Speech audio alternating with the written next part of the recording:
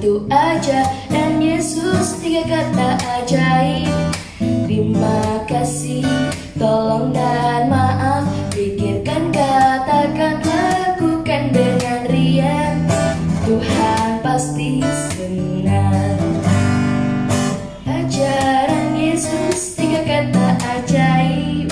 Terima kasih, tolong dan maaf. Pikirkan, katakan, lakukan dengan riang. Tuhan pasti senang.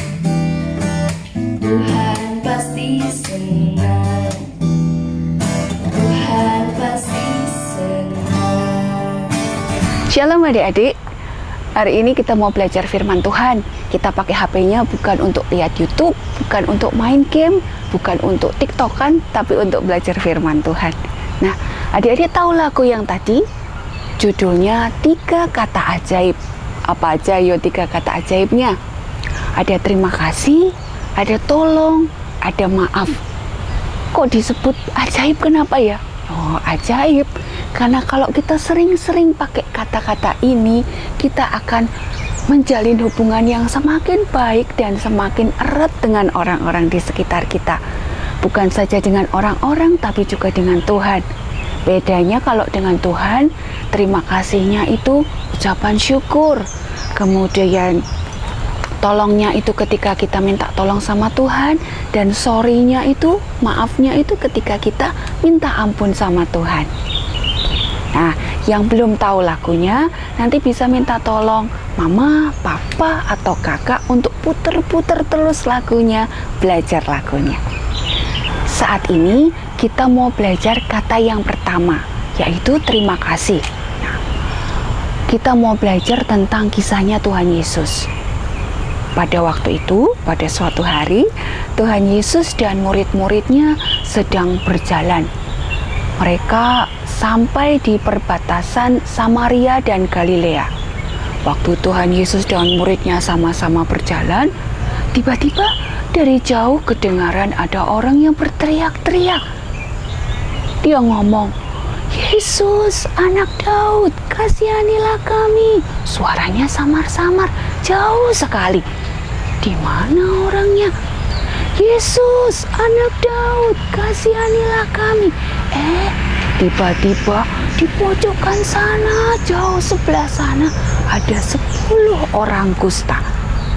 Adik-adik tahu apa itu penyakit kusta? Penyakit kusta itu satu penyakit kulit yang kelihatan putih-putih di sekujur tubuh, mulai dari tangan, kaki, lama-lama telinga, mulut, dan banyak. Nah, putih-putih yang nempel ini lama-lama bisa menyerang kulitnya sampai akhirnya putus tangannya. Oh, bayangkan, pertama tangannya utuh, lama-lama putus 1, putus 2, putus 3, sampai gak punya tangan. Lalu kakinya, lalu telinganya. Ngeri adik-adik. Karena itulah, maka mereka, orang-orang kusta ini, ditaruh oleh keluarganya di tempat yang jauh. Keluarganya nggak mau bareng-bareng mereka.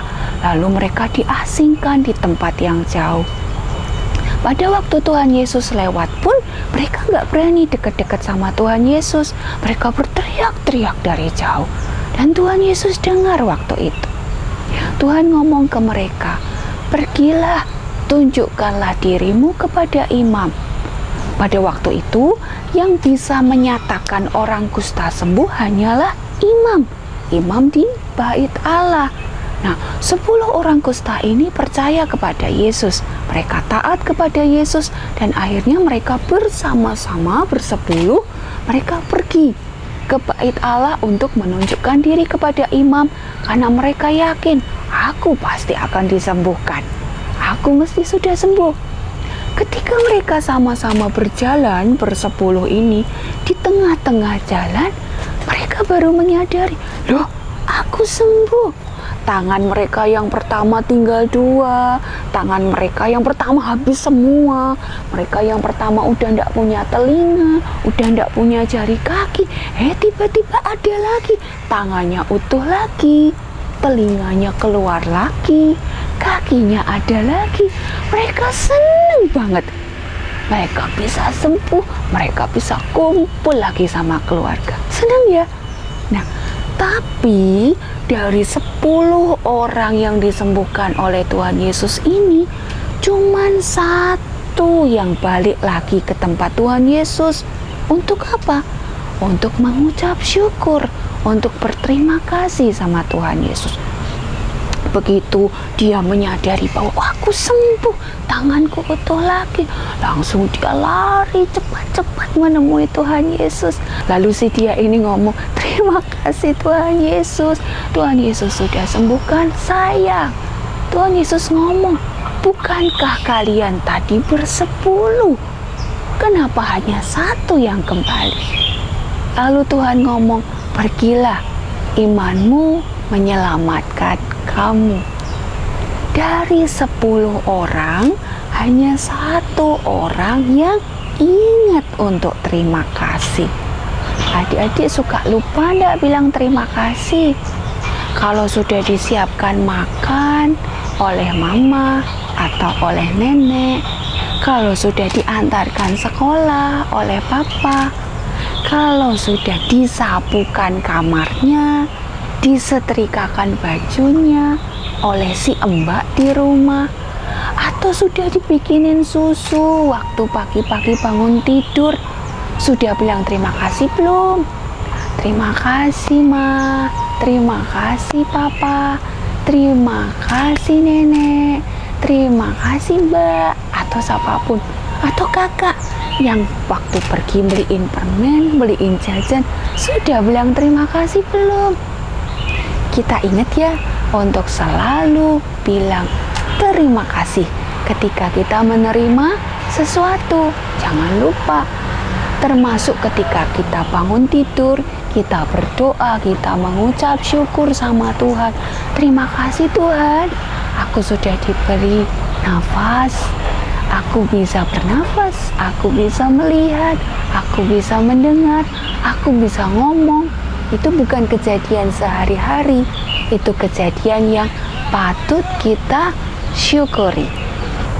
Ayat Mas hari ini ada di dalam 1 Tesalonika 5 ayat 18. Mengucap syukurlah dalam segala hal, karena itulah yang dikehendaki Allah dalam Kristus Yesus bagi kamu. Nah, untuk aktivitas adik-adik di rumah, kita mau bikin orang-orang kustanya sekarang. Adik-adik bisa siapkan buku gambar, kemudian adik-adik nanti gambar di buku gambar orang kustanya. Nah, ini contohnya aja ya. Nanti adik-adik bisa minta digambarin sama kakak, sama mama, sama papa, atau bisa gambar sendiri loh.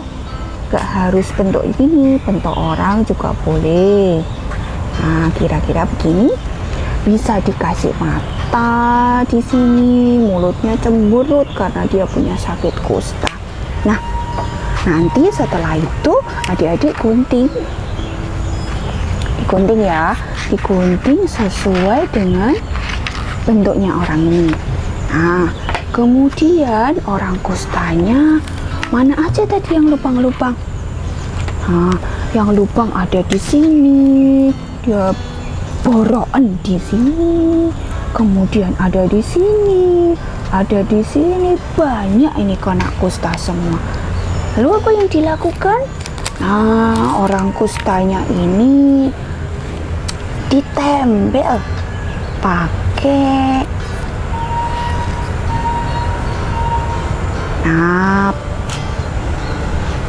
plester, ditempel.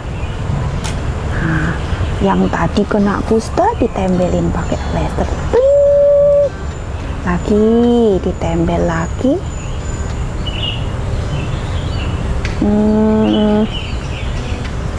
Ini yang kedua. Nah, nanti adik-adik bikin 10 orang kustanya ini, terus adik jejer-jejer, difoto, kasihin ke guru pembimbingnya ya. Kita ketemu minggu depan. Dadah!